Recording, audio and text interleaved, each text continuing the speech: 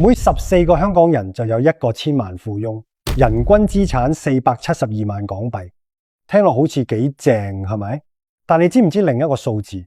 香港最有錢嗰批人同最窮嗰批人收入差咗82倍，82倍係咩概念？最富嘅10%，家庭月入131000，最窮嗰班人月入中位數1600蚊。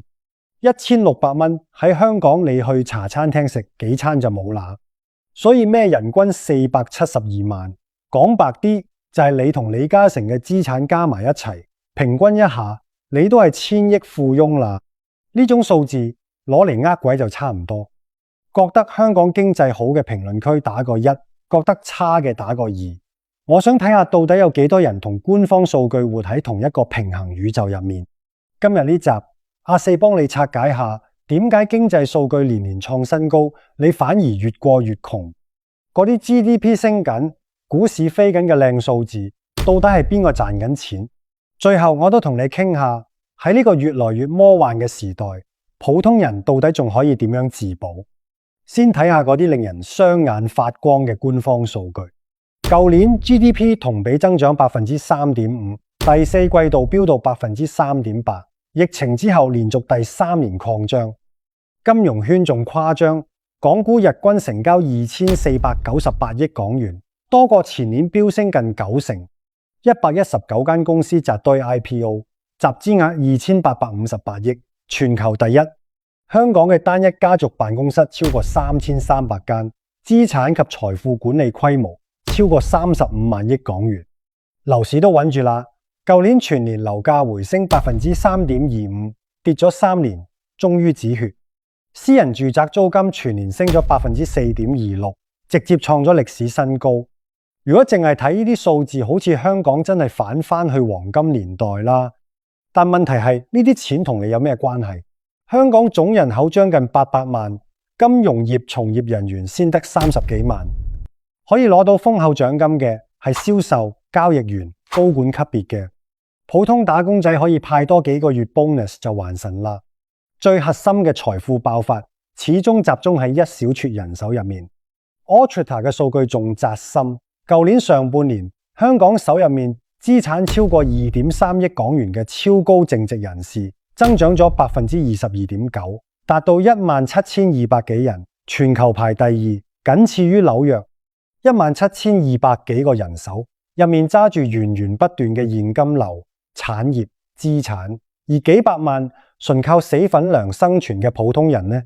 時代嘅紅利你連邊都摸唔到，所以而家嘅香港已經變成咗一個超級 M 型社會。M 字兩頭，窮人同富人越來越多，財富極端兩極化，中間嗰個代表中產階級嘅部分呢，冧咗啦。中產人數不斷萎縮，做錯一個職業選擇，踩錯一個投資坑，甚至屋企人出少少事，中產一夜返貧，分分鐘嘅事。就業市場都越來越兩極分化，留俾普通人嘅機會真係越來越少。選擇永遠重要過努力。喺 M 型社會下，呢句說話更加扎心。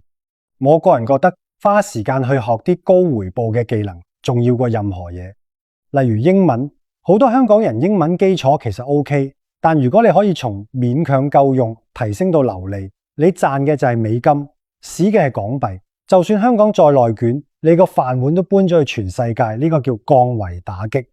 你而家去 Threads 或者各大論壇睇下，周圍都係呢種帖。月入3萬算唔算底層？月入10萬嘅家庭喺香港算唔算過得好？呢啲帖真正暴露嘅問題唔係收入幾多，係高到離譜嘅生活成本。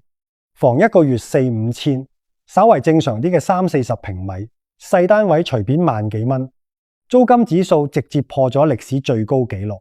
普通人淨係交租就食咗收入嘅30%甚至更多。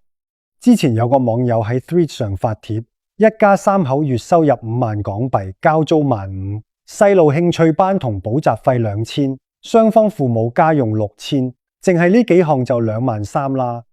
米太食飯加垃圾嘢，再搭9000蚊，全部溝埋，每個月勉強剩翻幾千蚊。萬一遇上大病失業，真係唔知點算。太多人喺解決咗基本嘅衣食住行之後，手入面真正可以自由支配嘅錢所剩無幾。呢個就係 M 型社會最殘酷嘅地方。佢唔單止形容攞最低工資嘅底層勞工，佢都包括咗嗰一大批表面收入唔低，但俾高樓價同高物價壓到喘唔過氣嘅中產。仲扎心嘅係呢種現象唔單止係香港嘅問題，成個東亞都一樣。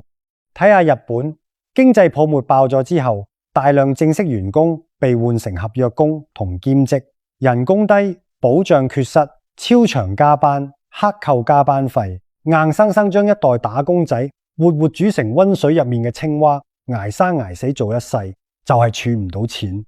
最後成個社會變成所謂嘅低慾望社會，唔係天生清心寡慾，係俾毫無希望嘅未來一點一點磨走咗鬥志。唔好覺得日本離我哋好遠，睇下我哋嘅生育率，日本最新總和生育率 1.15， 理論上要到 2.1 先可以維持人口唔萎縮。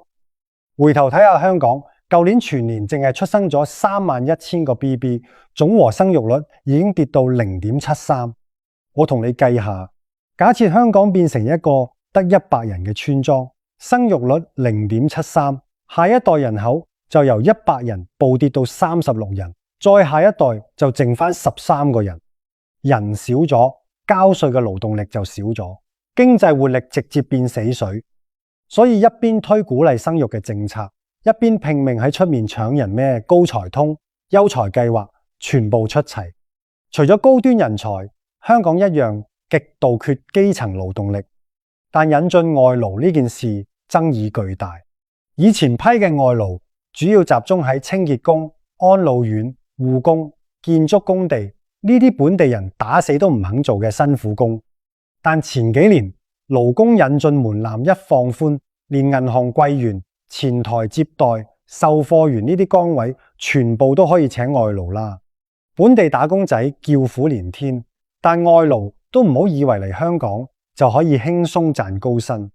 管理公司深刻到冇譜，直接將外勞嘅工資卡搶走，肆意扣人工，扣到一半，巧立名目，每個月收培訓費、交通費，合約上面寫住3萬蚊嘅月薪，扣下到手，可能淨係得萬幾蚊。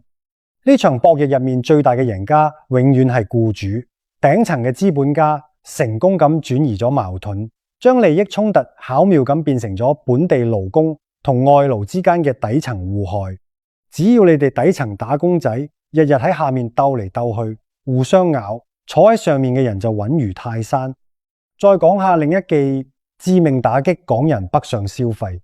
舊年高達9350萬人次北上內地，保守估計消費總額超過630億港元，多過去日本旅行使嘅錢。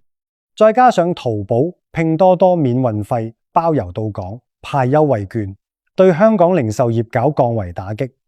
好多時候你喺拼多多上面買生活用品，計埋匯率，仲平過你落樓去超市買。正因如此，對於香港本地嗰啲商業收租股、地產信託基金 REITs， 我個人嘅睇法係相當悲觀嘅。北上消費同跨境網購絲毫冇減弱嘅跡象，我係絕對唔會掂呢類本地收租股嘅。有人可能心諗，基層零售業慘就慘啦，我哋坐辦公室嘅白領總應該高枕無憂啦啩？唔好發夢啦！ AI 同自動化機器人以你想象唔到嘅速度搶緊白領嘅飯碗。喺呢個俾資本絕對主導嘅時代，普通人想自保，講白啲就兩條路。第一條路，瘋狂學習，掌握有稀缺性嘅新技能，將英文練到精通，學識駕馭 AI 工具，提高生產力。講白啲就係將自己值錢嗰啲本事擺到去邊個國家、邊個行業都一樣賣得出。第二條路，堅持理性嘅長期投資，徹底放棄行捷徑嘅幻想。越渴望一夜暴富嘅人，往往跌得越慘，最後淪為被割嘅韭菜。學識利用複利嘅雪球效應，腳踏實地，令財富慢慢滾大，呢個先係適合絕大多數普通人最靠譜嘅路。最後講少少交心嘅說話，每個人嘅精力同資源都係有上限嘅，性價比最高嘅活法係將所有籌碼都壓落去你最擅長嗰塊牆板上面，無限拉長佢，直到佢成為你身上搣唔甩嘅標籤。只要你嘅人生有一個令你傲視群雄嘅高點，一個你確信唔會輸俾任何人嘅領域，你對生活嘅掌控感同自信就會成倍飆升。焦慮來源於成日望住自己缺咩，人哋有咩。我哋真正應該諗清楚嘅係，我到底想成為一個咩樣嘅人？希望呢集影片可以俾到啲啟發你。我哋下期見，拜拜。